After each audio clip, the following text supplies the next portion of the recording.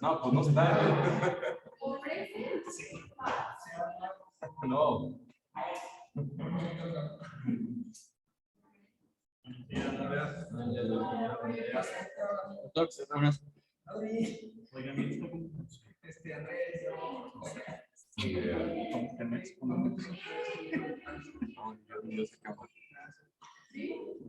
Oye, mira,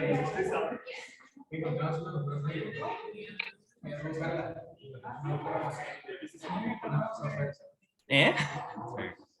Oye, no importa que esté viendo todo este.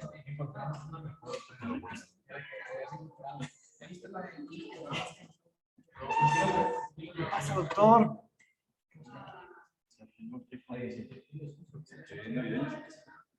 Wow, es una joya. Tu presentación es una joya.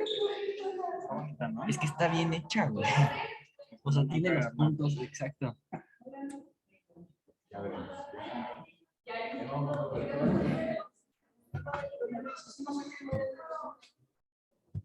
Ah, hasta los índices de refracción traes, güey. ¿Ya lo vas a hacer, verdad? Dale, dale.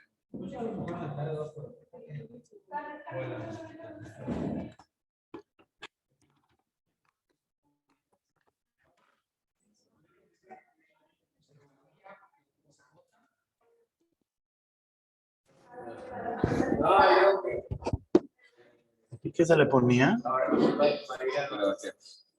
Para conectar el micrófono.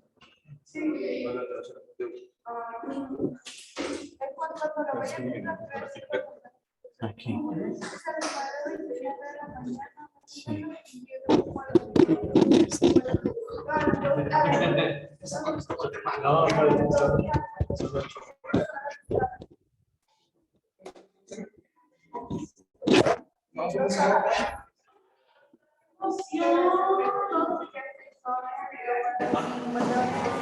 Me interesa.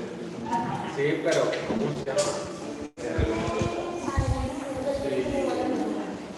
si nos íbamos más tarde.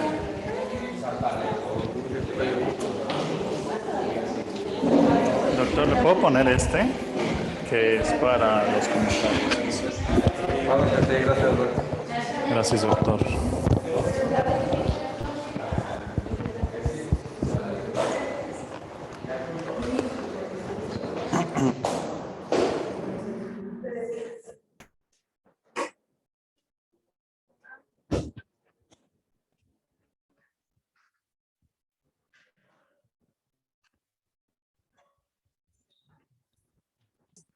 ¿Ya puedo comenzar? ¿Ya comenzó?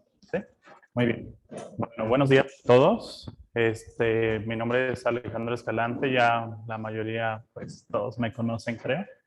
Y bueno, vamos a ver el tema de lentes intraoculares monofocales.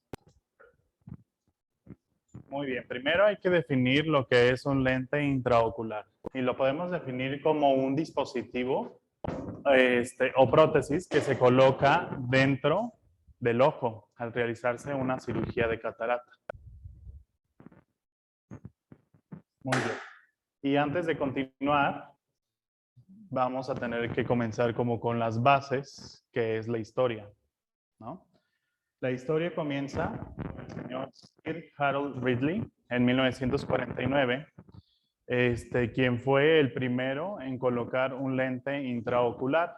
La cirugía en la que se realizó, en la que se colocó el lente intraocular fue el 29 de noviembre de 1949 se realizó una cirugía extracapsular y se colocó un lente. Sin embargo, pues los resultados no fueron los óptimos.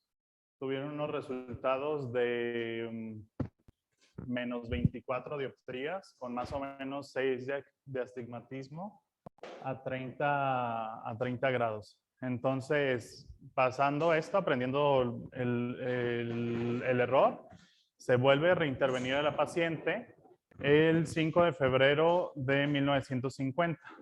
¿Sí? Y se corrige esto. Además de esto, bueno, el señor Sir Harold Ridley tenía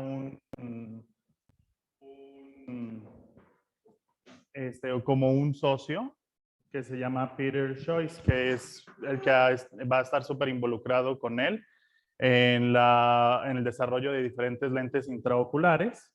Y además, la primera compañía que realizó esta lente intraocular estaba en Londres. Se llamaba Rayner Company.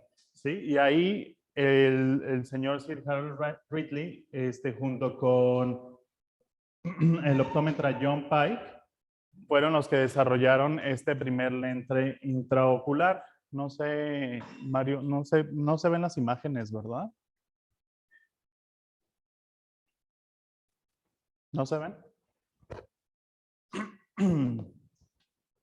Voy a detenerme un poquito para que vean las imágenes porque eso sí es importante.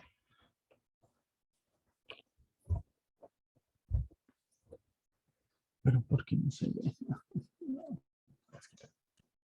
Qué raro. Ay, la tendré que volver a abrir, ¿o qué?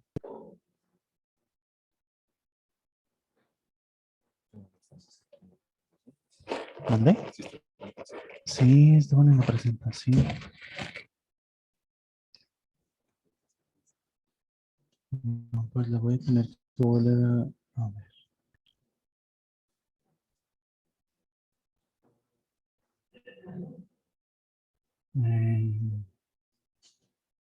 Escritorio.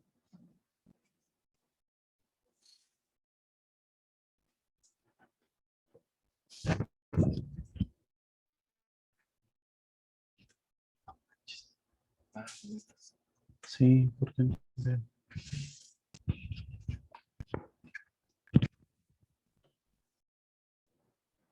Se trabó.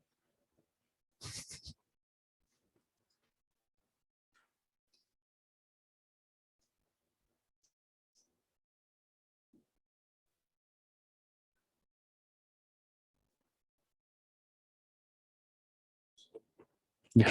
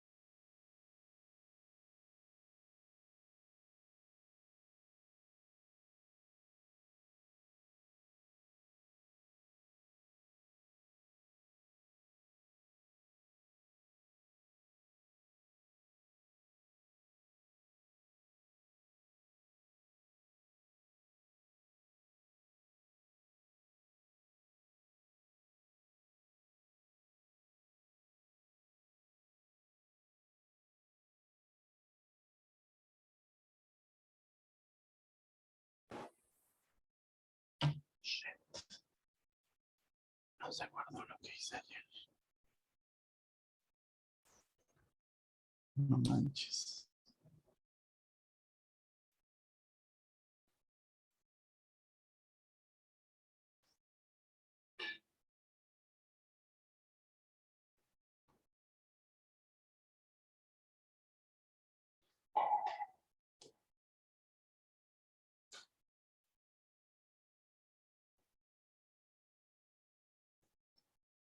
Es compartir. ¿Sí? ¿Le pones compartir? No sé qué le pasa.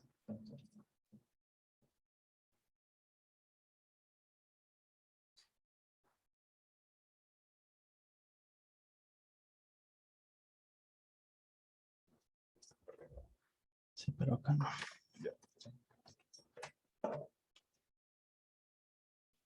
¿Ya, verdad? Qué estrés.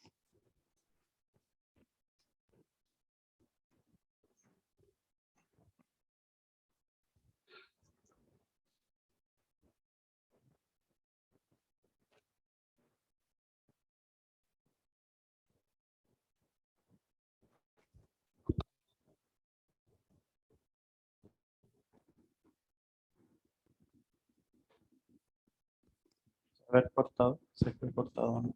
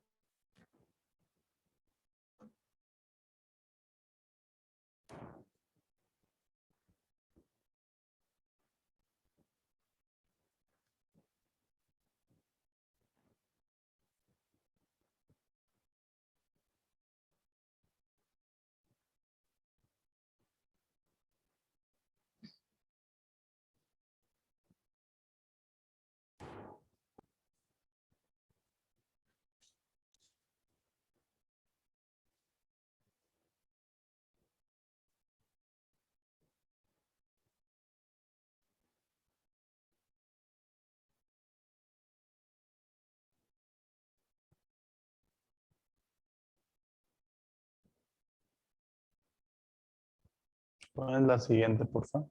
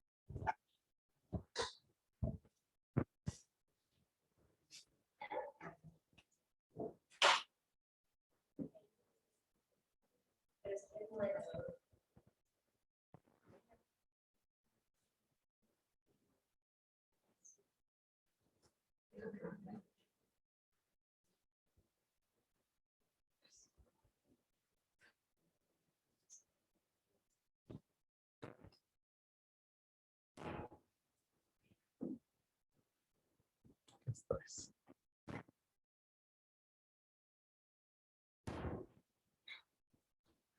¿Mm?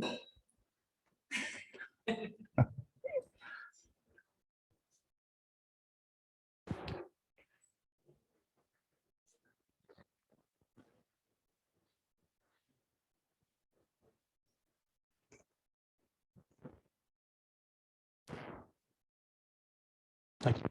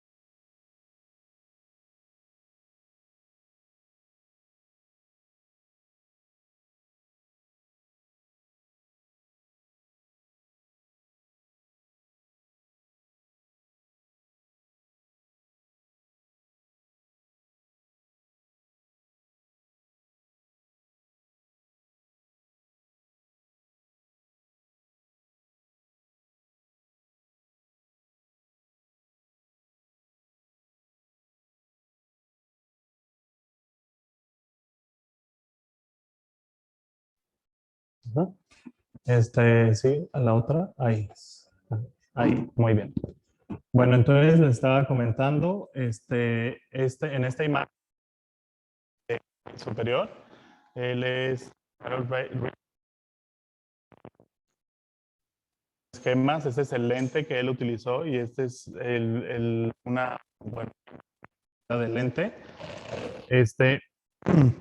El lente tenía 8.5 milímetros de diámetro por 0.5 milímetros de espesor y bueno, el peso era de 108 gramos. Dos de las principales complicaciones que se presentaron en la cirugía, en esta primera cirugía de colocación de lente intraocular, fue el mal posicionamiento del lente intraocular, porque si se fijan, pues el lente no contaba con ápticas que pudieran mantenerlo en el lugar. Y bueno, fue también la aparición de la opacidad de la cápsula posterior. Además, otra complicación pues, que tuvo que ser modificada es la forma en que se hizo la capsulorhexis, que bueno, en ese tiempo era capsulotomía en forma de corcholata, que prácticamente quitaba el soporte anterior del saco capsular. Y bueno, no fue hasta prácticamente los 80s donde esto fue corregido de una forma correcta con la introducción de la capsulorhexis circular continua por Howard y Thomas Newhan, perdón. Bueno, después de ahí pasaríamos a la segunda generación de lentes intraoculares, en donde se pasa a la colocación del lente intraocular en la cámara anterior, ¿sí? Esto se realiza con la extracción intracapsular de la catarata y este primer lente es colocado por un francés, el doctor Baron, de 1952. Bueno, en esta etapa los médicos tuvieron que pues sobrellevar las complicaciones severas de colocar un lente en la cámara anterior, que lo principal es la descompensación corneal. ¿Sí? Pasando ya a la tercera generación, es cuando, bueno, se continúa en cámara anterior, pero los lentes van anclados a iris. ¿Sí? Ahí tenemos un ejemplo de cómo tenían como una especie de áptica cerrada en la parte posterior que iban por la parte detrás del iris para que el lente no se moviera. Después pasamos a los lentes de cuarta generación, en donde, bueno, ahí el problema pues continuó siendo la descompensación corneal porque los lentes continuaban en la cámara anterior. Sin embargo, se disminuían la cantidad de ápticas utilizadas ya en estos lentes. En lugar de ser ápticas como cuatro ápticas las que se usaban, se pasaban a ser solamente 2 ápticas. Sin embargo, como eran ápticas cerradas y sin la curvatura apropiada, las ápticas seguían rozando tejidos adyacentes como era pues cualquier tejido de la uvea o el mismo endotelio corneal. Ya en la quinta generación, se vuelve a la cirugía extracapsular y bueno, a la cirugía en la parte posterior, en la cámara posterior, en donde el doctor Binghorst comentó las ventajas ya de fijación. Ya se comenzaban a hablar las ventajas de la fijación del lente al saco capsular. ¿Sí? Los principales autores o los principales médicos que defendieron estas teorías fueron el doctor John Pierce de Inglaterra y los doctores Axis Sanis y William Hars de Estados Unidos, que fueron los mayores defensores de la fijación del lente a la cápsula, o sea que tenía que mantenerse el lente dentro de la cápsula. Ya en la sexta generación, que es en la que prácticamente nos encontramos, fue más o menos a partir de los finales de los 90 más o menos, principios, mediados de los 90 hasta la actualidad, cuando se comienzan a colocar lentes un poco más novedosos, más o menos como entre los 80s y 90s, los lentes ideales o los lentes que todos usaban eran lentes rígidos, y ahorita lo vamos a comentar de qué estaban hechos y todo. Y tiempo después, pues se cambiaron o se cambió la forma de la cirugía y se pusieron ya los lentes, o se introdujeron los lentes plegables. ¿Sí? La siguiente. Muy bien. Entonces, tenemos diversos objetivos para tener un buen resultado de la cirugía de catarata, ¿sí?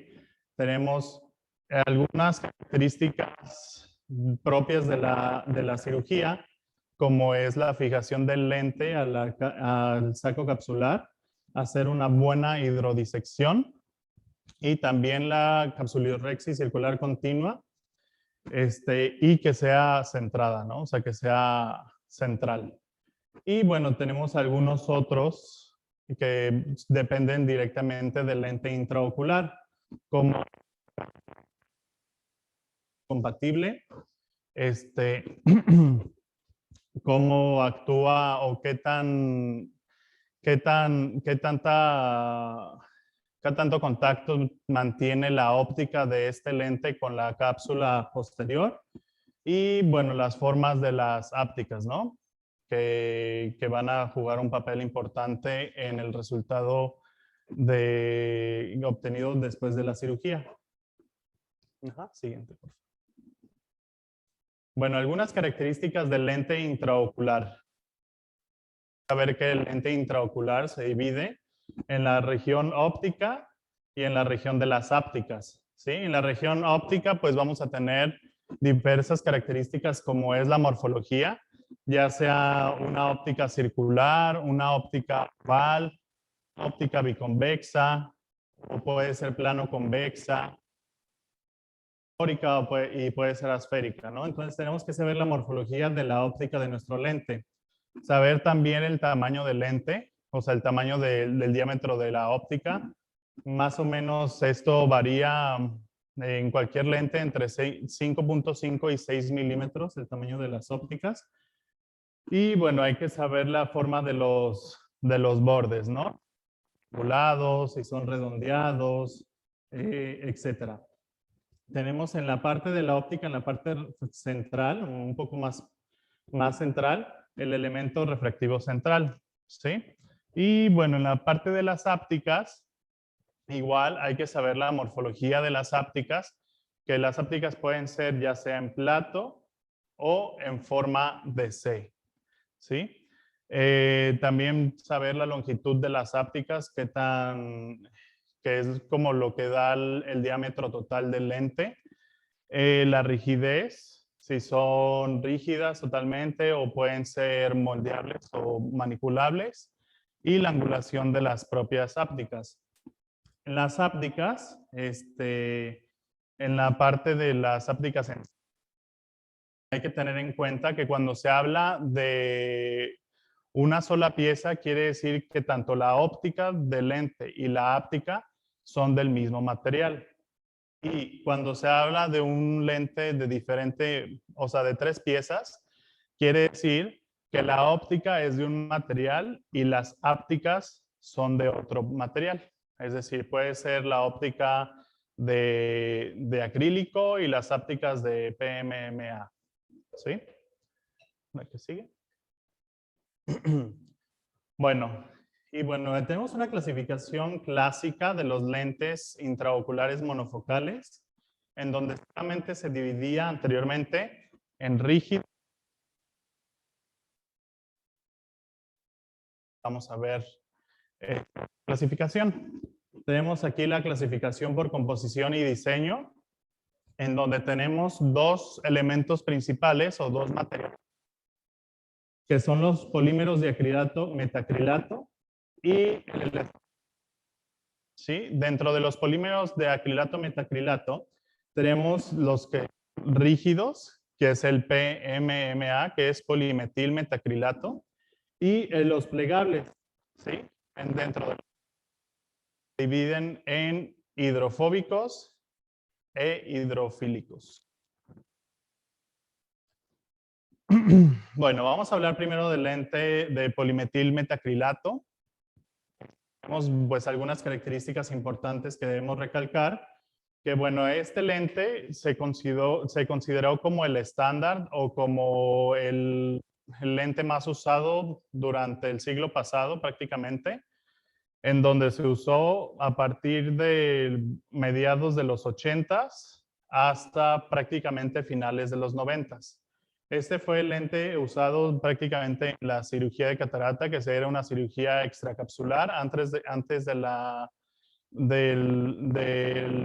optar por la cirugía de facoemulsificación. Este lente tiene una muy buena biocompatibilidad y es bastante estable.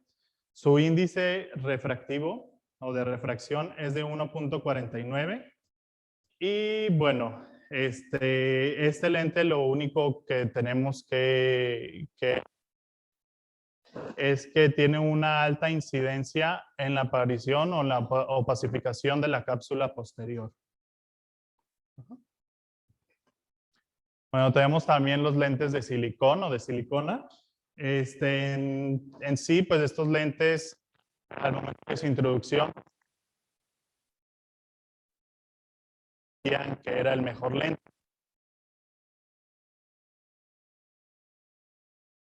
Y pues obviamente pues disminuía los costes quirúrgicos, era mucho más manejable que un lente de PMMA. Sin embargo, pues como todo, pues tuvo sus desventajas, ¿sí? Pues marcó el inicio de la aparición de los lentes plegables. Y bueno, el lente como tal de silicón, pues es un lente flexible, es un lente que es hidrofóbico y pues tiene una buena biocompatibilidad. Viene en diferentes presentaciones, ya sea en una pieza o lentes de 3 piezas y es bajo, ¿sí? Es de 1.41 y puede llegar hasta 1.46 en los diferentes tipos de lentes de silicón.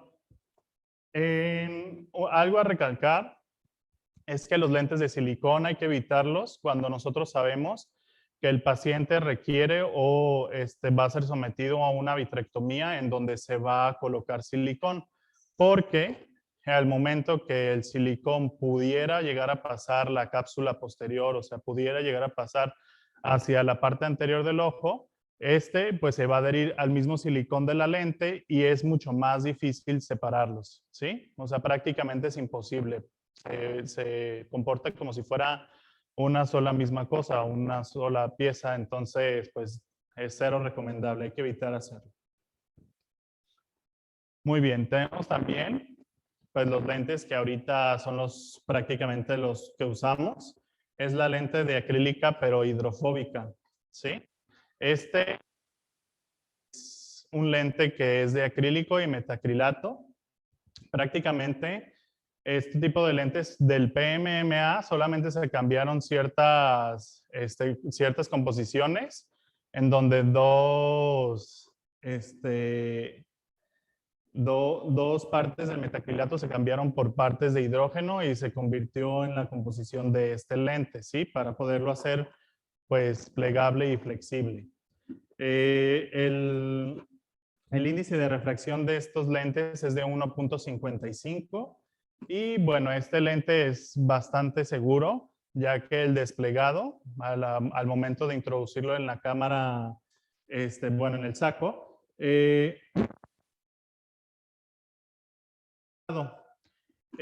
bueno, en las encuestas que se hacían en la asociación, normalmente en 1998, ya fue la primera opción, fue el primer año donde sobrepasó al lente rígido, al de polimetil metacrilato, y ya en 2002 se había convertido en el lente de elección de cualquier cirugía de catarata, ¿sí? El primer lente fue introducido y aprobado por la FDA fue el lente de Acrisoft de Alcon. ¿Sí? Muy bien. Después, pues tenemos los lentes de acrílica hidrofílica, de acrílico hidrofílico. Pues también se conocen como hidrogels. En sí, pues los polímeros son bastante elásticos, ¿sí? Son bastante plegables y además su capacidad hidrofílica hace que el lente, pues, como lo dice su nombre, esté compuesto o tenga una composición también por H2O, ¿sí? Normalmente ahorita el promedio dentro de estos lentes, el promedio de H2O es entre el 18 y el 38% de la composición total del lente, pero antes se llegaban a composiciones de hasta aproximadamente un 75%. Bueno, este tipo de lentes pues eran buenas, eran igual, con un desplegado lento y pues bastante seguro. Contaba con una buena biocompatibilidad. Sin embargo, al igual que las lentes de silicona, al ser hidrofílicos, ¿cómo decirlo? Los pequeños como cristales de hidroxiapatita que podía haber en el humor acuoso, igual los cristales de colesterol podían adherirse a la superficie del lente y además de que estos favorecen más la proliferación celular, por lo cual también era mucho más importante la opacificación de la cápsula posterior.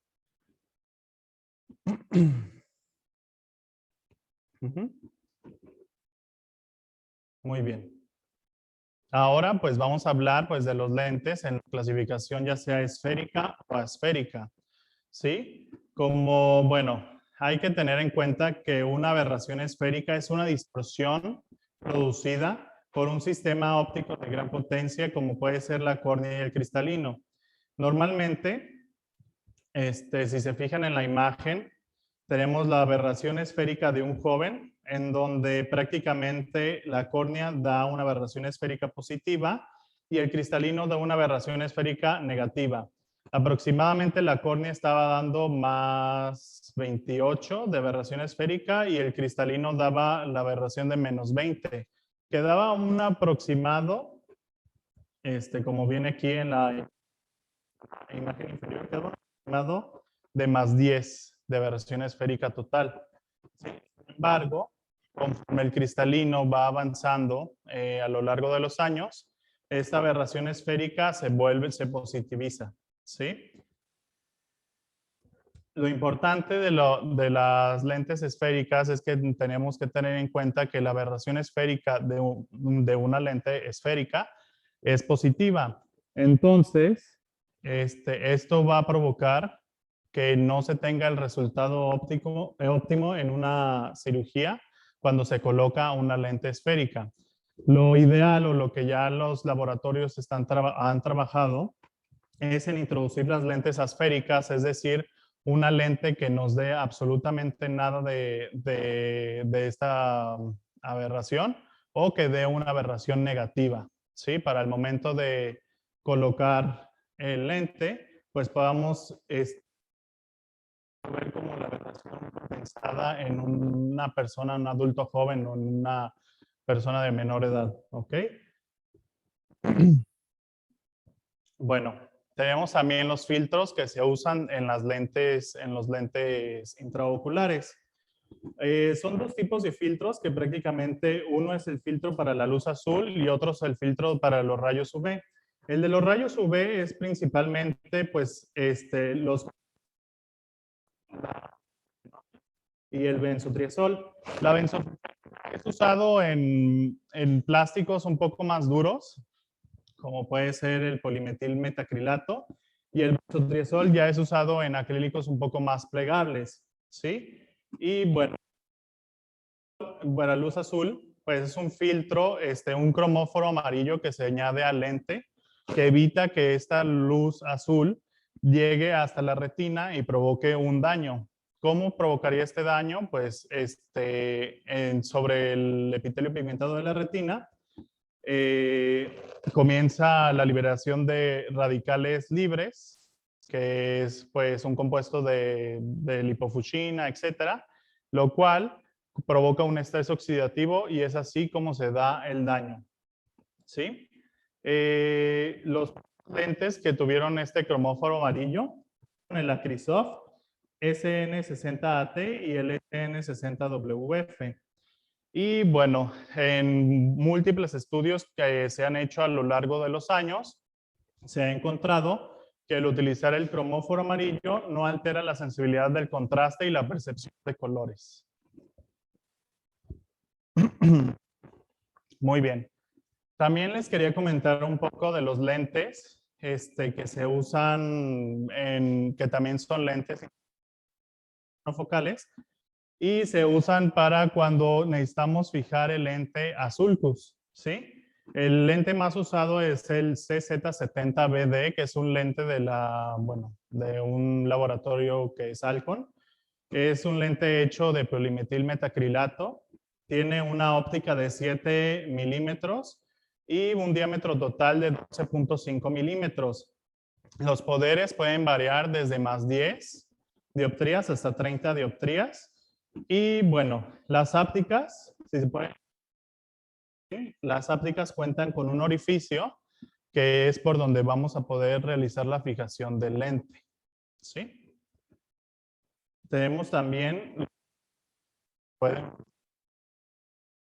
que uno de los más usados es el MTA4U, que es igual del mismo laboratorio que es Alcon. Este igual está compuesto de polimetil metacrilato. Y bueno, las medidas las podemos ver ahí. Tenemos una óptica de 5.5 milímetros y las ápticas ya en total son 13 milímetros. Si se pueden fijar en el corte que tenemos más hacia el extremo derecho, podemos ver que se trata de un lente plano convexo, ¿sí? Que siendo convexo en la parte de enfrente y plano en la parte posterior, ¿sí? El poder del lente varía de más 10 hasta más 28 dioptrías. Y pues bueno, ya vimos los diferentes materiales, las composiciones, qué tipo de lentes hay.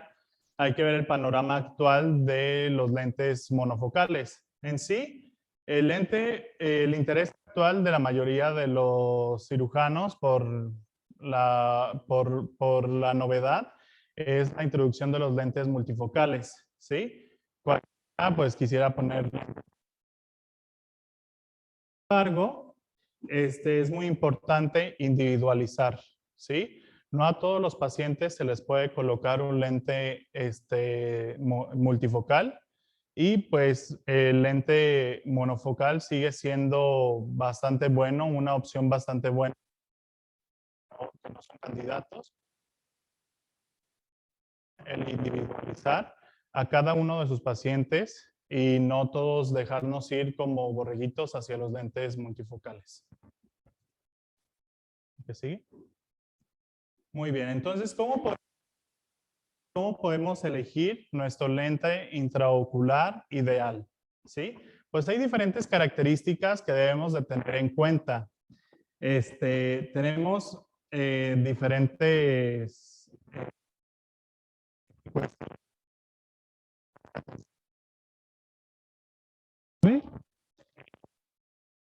las aberraciones cromáticas, las aberraciones esféricas y las aberraciones de alto orden.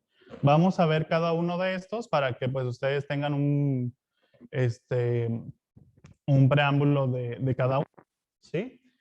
Número AVE. Pues bueno, el número AVE fue introducido por el doctor Ernst Karl Abbe. Él fue pues prácticamente pionero en todo lo que es la optometría. De la compañía Carl Zeiss.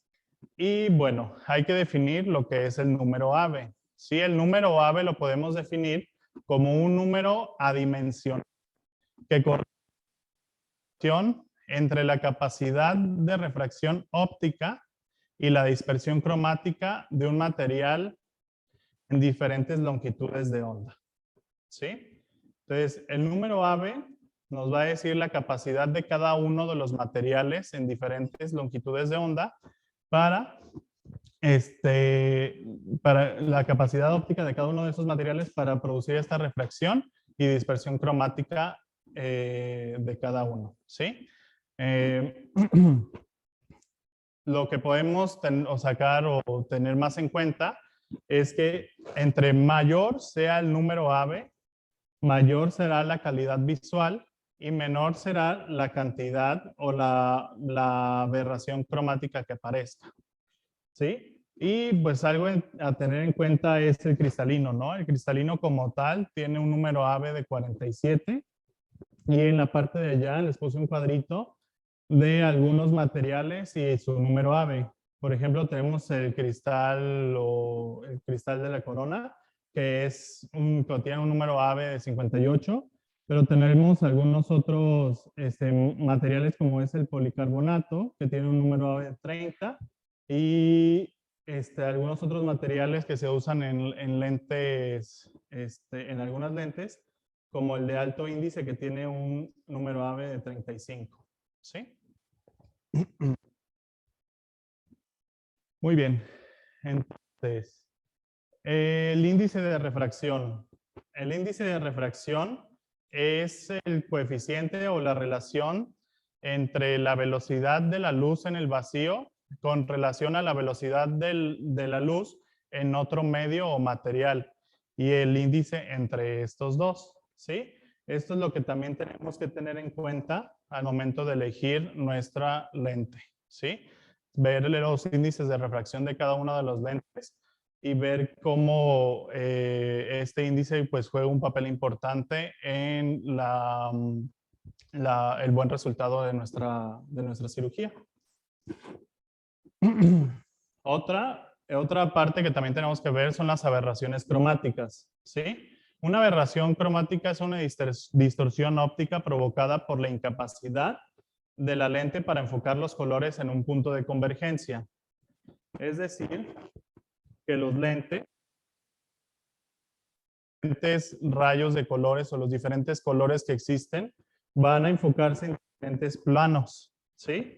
Comenzando primero con el enfoque más violetas y azulados hasta finalizar con los colores más rojos, ¿sí? Les puse ahí la longitud de onda de cada, bueno, del primero en enfocarse y del último en enfocarse, que es el azul, de 486.1 de longitud de onda, y el rojo, que son 656.3 nanómetros de longitud de onda. Tenemos también que tener en cuenta las aberraciones esféricas. Las aberraciones esféricas son defectos donde los rayos de luz inciden paralelamente al eje óptico, pero a cierta distancia de este son llevados a un punto focal diferente. Aquí les puse dos, donde esto sería como donde no existiría una aberración esférica, donde sería un lente perfecto. Y estas son las aberraciones esféricas que tenemos en los lentes que existen en el mercado. O sea, ningún lente lo van a encontrar con una sin aberración esférica, perdón. Todos van a tener cierto grado de aberración esférica. La que sigue. Y bueno, otra parte son las aberraciones de alto orden. Si bien sabemos que la aberración esférica forma parte de las aberraciones de alto orden, como pueden ver en la parte de abajo, otras importantes son la aberración en coma y la aberración en trípode o trifoid. ¿Sí? Estas aberraciones de alto orden, pues lo que provocan son limitar la visión por debajo de los límites de la retina y pues estas no pueden ser corregidas con lentes esferocilíndricas, ¿sí? Ni con cirugías refractivas convencionales. Y bueno, en el total de las aberraciones, el total de las de alto orden es el 15% en cualquier ojo. Y bueno, nada más quiero comentar, no sé por qué no se guardó lo de mi artículo que había puesto. Se borró todo, pero les había puesto un artículo bastante interesante que nos habla de la relación, de la relación del número ave con la calidad. ¿Sí? En este artículo, pues, es un artículo donde los ensayos se llevan en un sistema matemático, en un sistema computacional. No es en personas, no se realizó en personas, sino que solamente fue con puros algoritmos. Y se hablaba que si el número ave nos iba a ayudar bastante en si entre más alto o más bajo era, ¿sí? Decía que si era más alto, pues teníamos que tener una mejor calidad de ver los colores, ¿no? Sin embargo, se encuentra que en los modelos ya preexistentes de ojos fáquicos, el número ave no jugaba un papel importante al momento de ver las aberraciones cromáticas en cada uno de los ojos, que finalmente nos daba el mismo resultado, un número ave alto, por así decirlo, de 55, contra un número ave bajo, por así decirlo, de 30, ¿sí? Entonces, se puso en este algoritmo, se utilizaron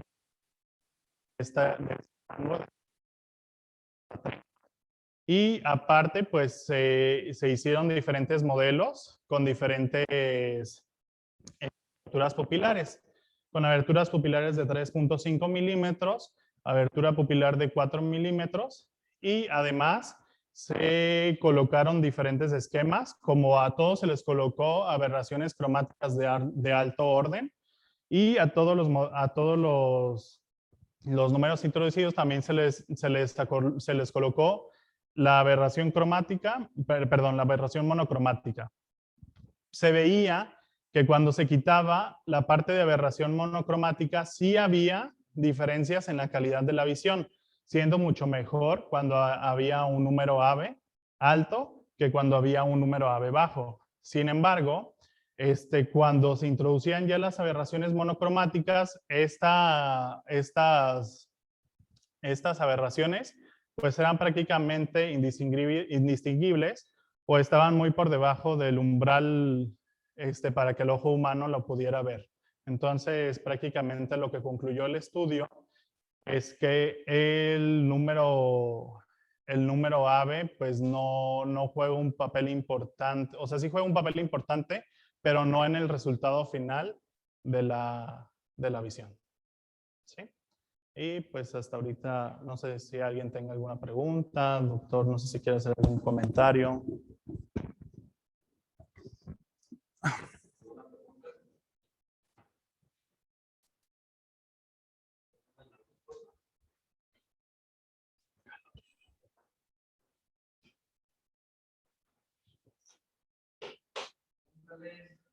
Donde están para un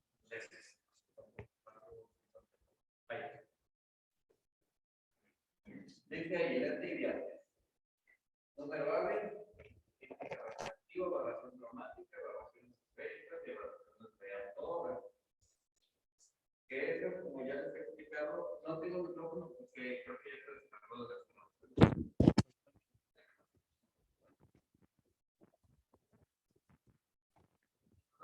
cuestiones de lo que es un lente perfecto. No existe. A ver, usted es doctor reciente tercera año. Olvídense si aquí le ponen a los pacientes 1, 2 o 3 más. ¿Cuál es el lente que más le gusta? ¿A mí? Cuando para una parte.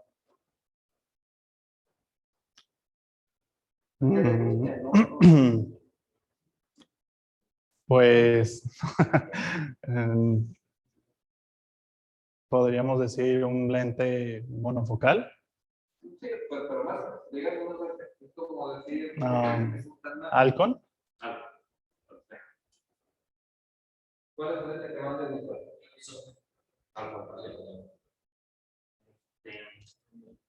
Doctor, ¿cuál es el lente que más le gusta?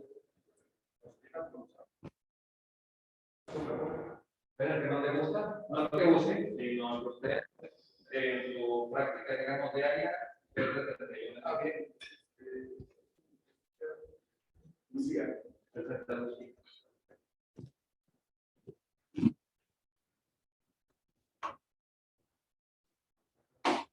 Un poco, ¿cuál es su lente favorito? Mi lente favorito creo que es el Suprafox también. El Suprafox, ¿cuál es tu lente favorito? Tiene, despliega dentro de la bolsa con bastante gentileza a comparación de Lucía, que es un poquito más disparado y las ápticas son más grandes, y a veces son más largas, pero una regla es un poquito más difícil de manipular. Creo que su trabajo tiene bastante estabilidad en esta. Ok. Doctor Héctor, ¿su lente favorito? Sí, también el Lucía de Zeiss, por la calidad de ¿por qué? Por la forma de su. Ok, perfecto. Doctor Miranda, ¿tu lente favorito?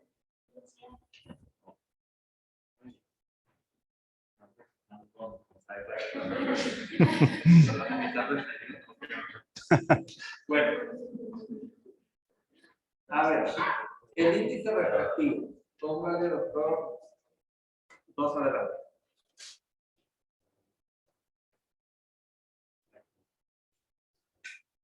Una cosa es índice de refracción y otra cosa es el índice refractivo del lente. ¿Qué tiene que ver el índice? Póngale una DAS. ¿Qué tiene que ver el índice refractivo número? Con un material de metacrilato, de polimetil metacrilato, de metacrilato. ¿Qué tiene que ver el índice refractivo? No el índice de refractivo.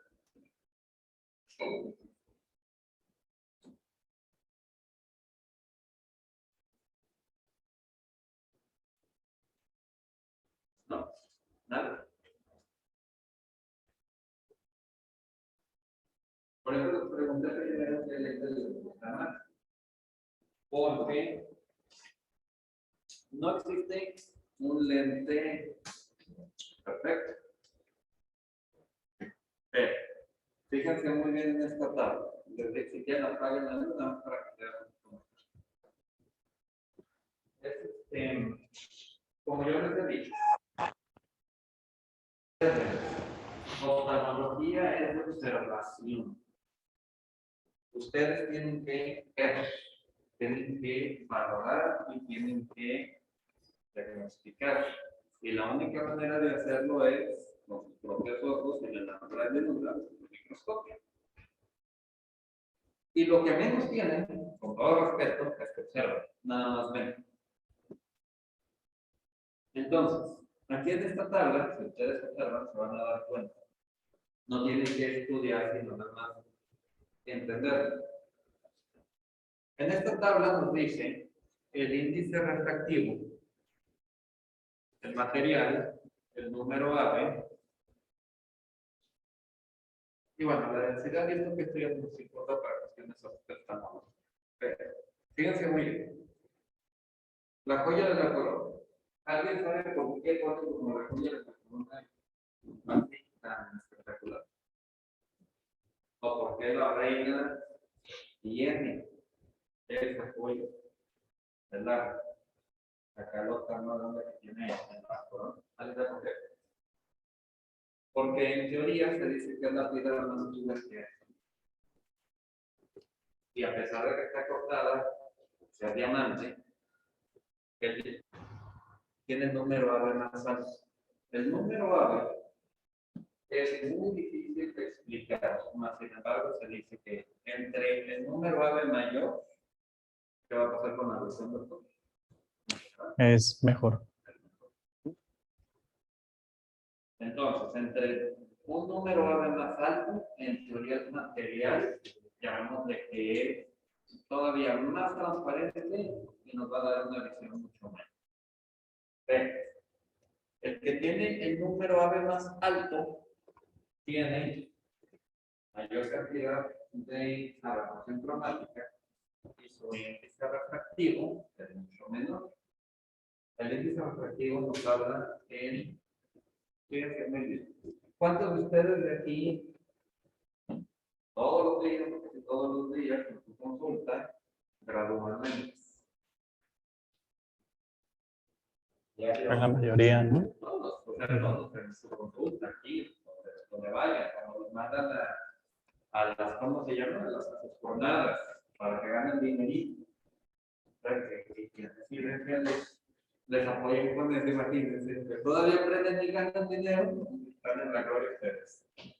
Entonces, cuando ustedes tienen un paciente hipermétrico alto, más 6, más 7, más 8, algunos de ustedes le ponen, fíjense bien, porque yo sí entender, material high index. ¿Sí o no? ¿Y por qué le ponen material high index? Doctora, que está tapando sus ojitos, supongo que para responder bien la pregunta. No sé. ¿Perdón? No sé por qué se fue. Ok, ya lo debe de saber. ¿Por qué le ponen high index? High index, very high index. Índice refractivo. El high index 1.700, el very high index 1.802 y el very high index 1.900. ¿Qué significa eso?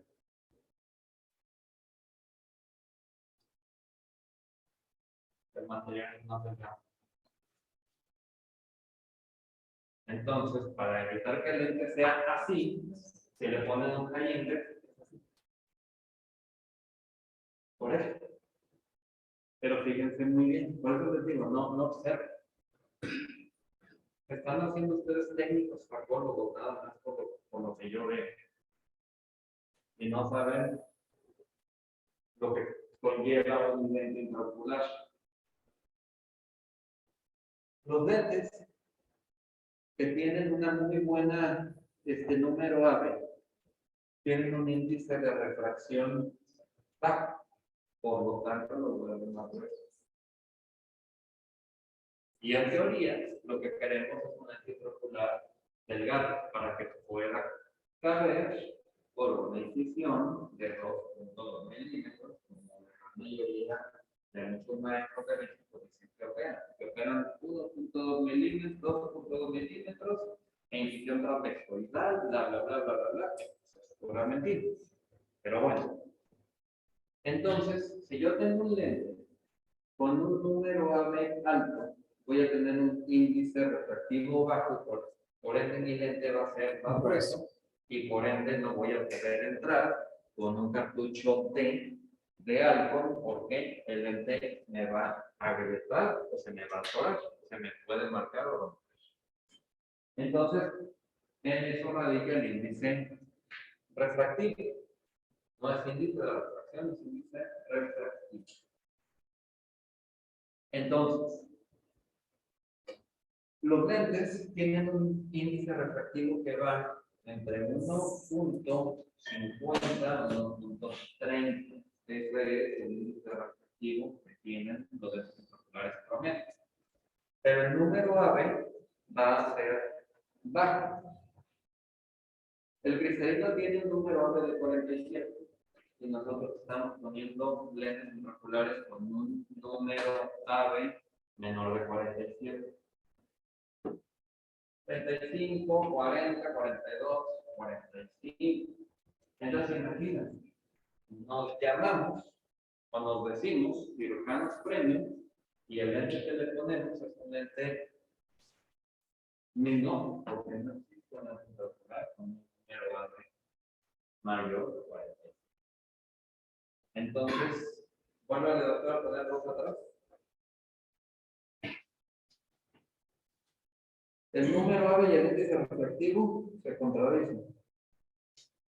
Si no, tengo que poner un lente súper gordo, más pesado, con una incisión más grande, y pues obviamente una cirugía pues no tan dura o de incisión. La aberración cromática. A ver,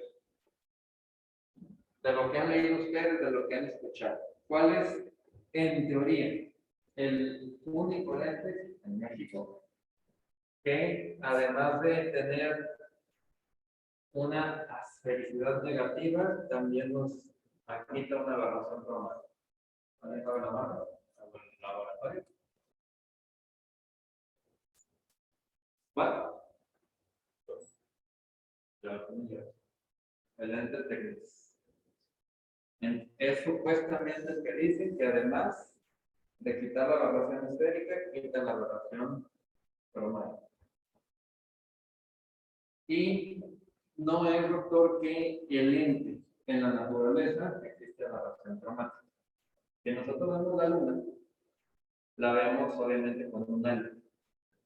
Y ese halo es producido por la aberración cromática. Es normal por cómo se enfocan los colores.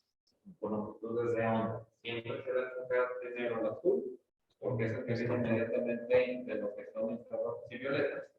Y hasta el último se va a enfocar el rojo, por el que existe el arco iris.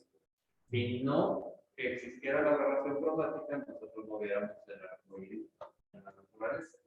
Porque es la refracción o difracción de lo que es las gotas de agua con la luz, y eso nos da esos colores.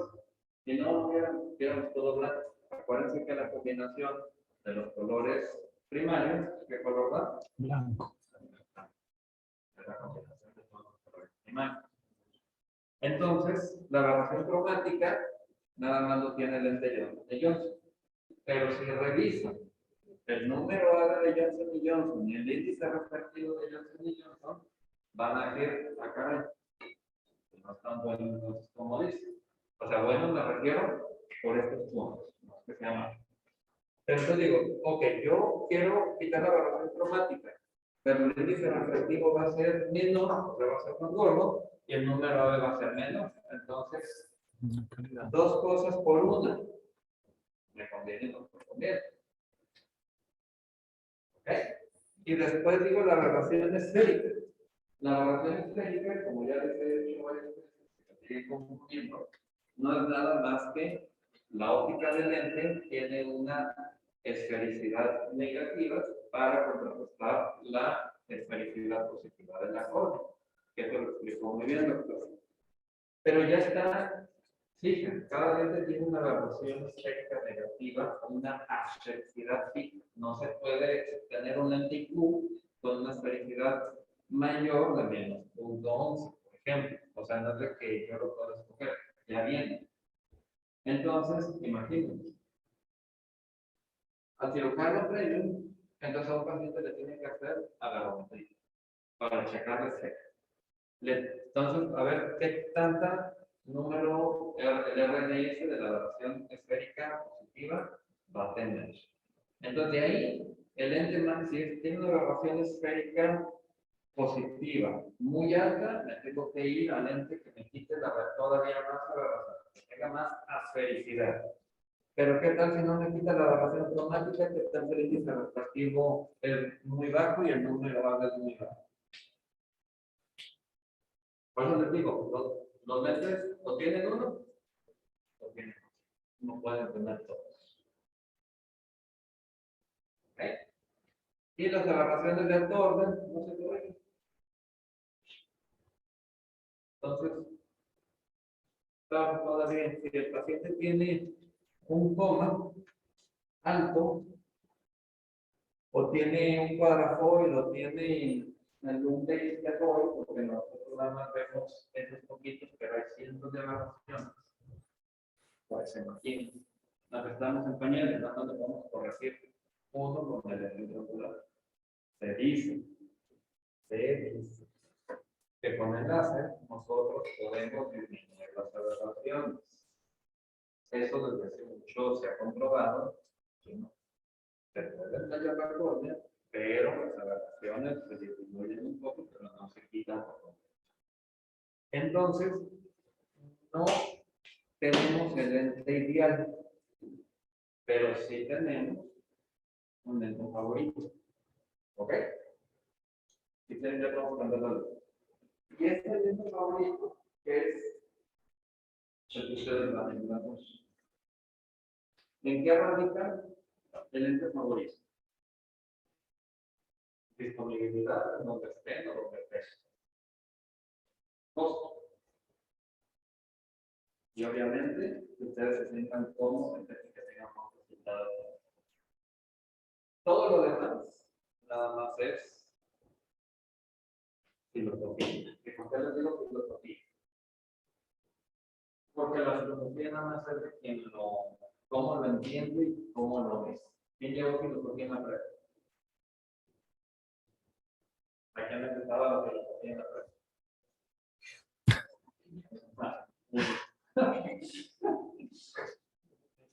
Entonces, la filosofía pues es una situación donde dice yo entiendo y yo todo, pero de todos modos hago lo que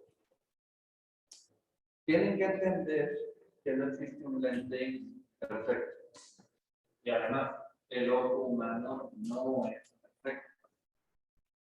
El ojo humano necesita una lágrima perfecta, que ahí es donde viene el invento del ojo seco. Y si no le pones químicos y venenos como los reumatólogos, todavía le dañan más la superficie. La verdad. Después de eso tienes que pasar una cornea que tiene la razón natural. Después tiene que pasar el humor acuoso, que en teoría es un líquido como el monólogo, como agua de arroz, transparente, que no debe tener nada. Después de eso pasa por una pupila, y después de eso pasa por un cristalino, que tiene aleaciones, que tiene afirmaciones cristalinas. Y después de eso pasa por el líquido, que tenemos un rotador de líquido. Todos tenemos flotadores, todos tenemos inercias, todo. Y llega a la retina. Son unas manitas semillitas que cambian la luz en pulso nervioso. Y que por medio de 3 proteínas nos dan los colores. Entonces, tiene todo lo que la luz tiene que hacer. Y ustedes nada más en una estructura le ponen un lente. Y por eso se cobra. Pero todo lo demás no lo pueden controlar. Entonces, es muy importante que entiendan todo lo que conlleva el lente intraocular para que cuando venga a la casa comercial y les diga, mira doctor, este es mi mejor lente. Ah, perfecto. Si les gusta, pongan. Si no les gusta, ahí está la marca disponible aquí en México. Pero fíjense cómo si existiera el lente ideal, fuera grueso, súper transparente y no pudiera tener filtros del mundo. Entonces, pues la clase de doctor la hizo muy llevadera, pero nada más es muy importante que entiendan todo esto para que no se dejen llevar ni por casos comerciales. Al final, el lente que ustedes escojan va a ser el mejor. No importa si es esférico o asférico. No importa si tiene filtro amarillo o filtro transparente. Si ustedes están en Guadalajara, van a tener 10 marcas de lentes por lo menos que ustedes pueden conseguir. Pero si ustedes están en un pueblo apartado de los dedos, o que los tenga algún cártel, una mano que haya, y si tú no les gusta, pues lo van a hacer quema, así de sencillo. ¿Ok? Entonces, les repito, tienen que observar, tienen que leer. No es nada más sentarse, sacar la catarata como los changos amestrados y colocar un lente. Creo que la paso literal es un paso tras otro, paso tras otro.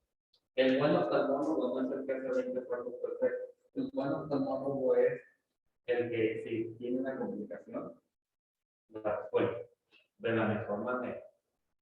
Y se gana el paciente, y como yo siempre les digo, todo el mundo se toma la foto, el que yo me excluyo, en el quirófano le ponen my happy place.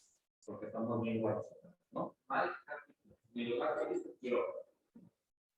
Y el happy place, para entendernos, porque si yo digo lugar feliz, van a quedar como my happy place, debe de ser en el consultorio, porque en el consultorio ustedes se ganan al paciente.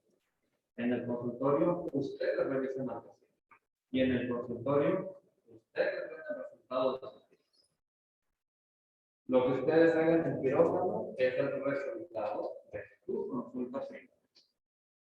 Para sacar una cirugía en general, fíjense muy bien, por particular, no por alguna campaña, no por seguro, menos por el IMSS o servicios finales. Cuando ustedes estén en lo particular, para que tengan una cirugía, tienen que ver 10 pacientes, es el promedio. 10 pacientes para una sola cirugía. Entonces, ahí es donde tienen que hacer su chamba correcto. Y la única manera es observar para poder diagnosticar.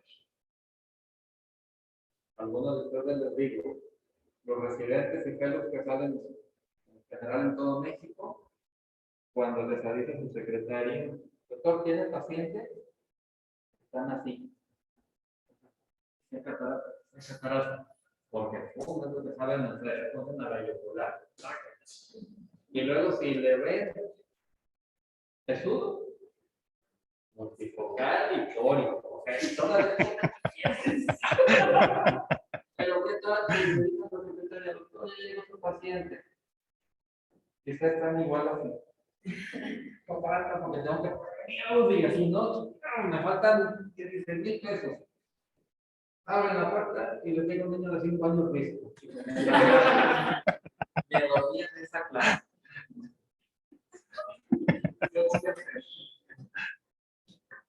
Le voy a inventar catarata al pobre niño, así por dentro donde eso. O sea, entonces se segmenta. No, yo no veo niños. Yo no veo niños. Están vendiendo el mercado. No, lo que se lo vea el estrabolo, él saca bolas. Y están solos como meses en el consultorio, preguntando si ella pudiendo ver al niño, pero no la catarata. Entonces, nada más, les digo, les dejo eso, como ya van a diario, les tiro un fregadazo para que no sean iguales a la mayoría de todos. Hace ratito estaba checando en Twitter, perdón, una pelea entre dos oftalmólogos en México, y se serían dos presidentes, recién salidos, que uno dice que la... Ah, todavía la tengo. Ya ven que es el escala. Ahí está. Un tal doctor Oculus Reparo. Así se pone su nombre en Twitter, ¿no? Oculus Reparo. Entonces, vamos a ver. Entonces le pone, ¿por qué peristática? Si tienes todo el poder en la mente, fíjense bien. Les digo, sí lo vi. Analiza, él ya está diciendo que pues, no le sabe a la peristática, y pero le está echando flores a la mente. Entonces, otro doctor, que nosotros conocemos, que se llama Arturo Vega, le responde, el gusto se rompe en géneros. Yo uso más 650 de vacío, como el maestro Akaoshi. O sea,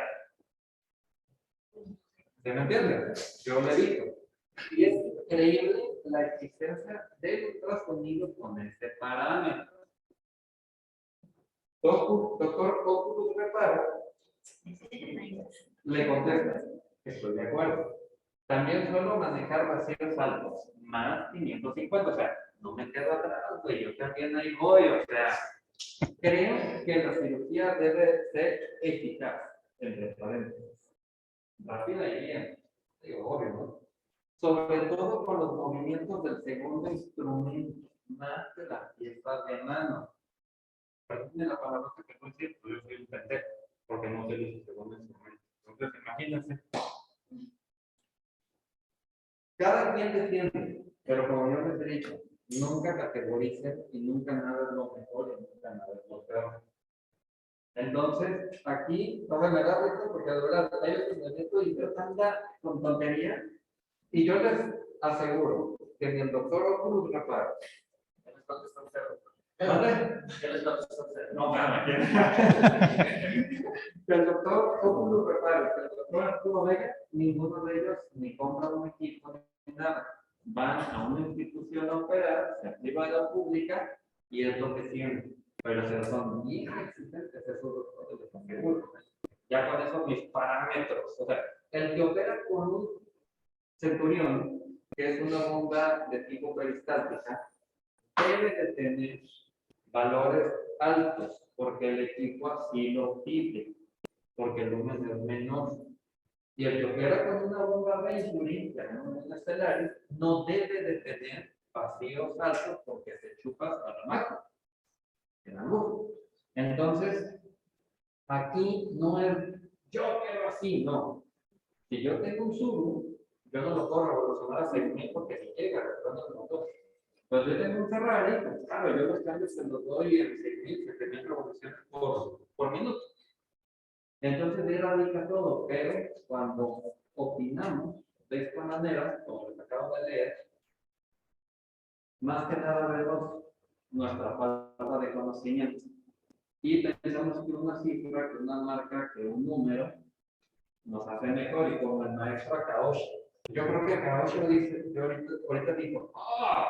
Interesante, lo quiero conocer. O sea, por favor, se trata si nos falta en la vida, yo soy buena gente. Pero el que estudie y sabe parámetros no tiene que hacer comentarios para sobresalir, porque nada más opera un interés por resultados. ¿Vale? El jueves aquí nos vemos con el mismo tema, pero de lentes multifocales, lo da el doctor Eduardo. Entonces espero que valga la pena la. Muy bien. Gracias, doctor.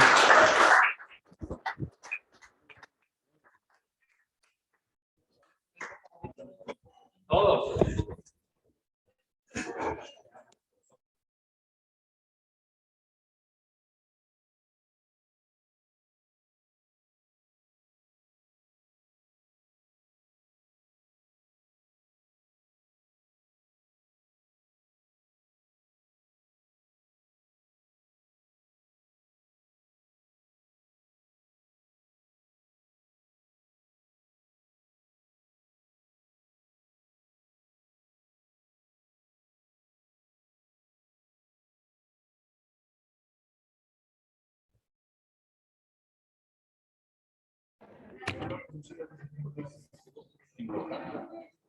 La constante no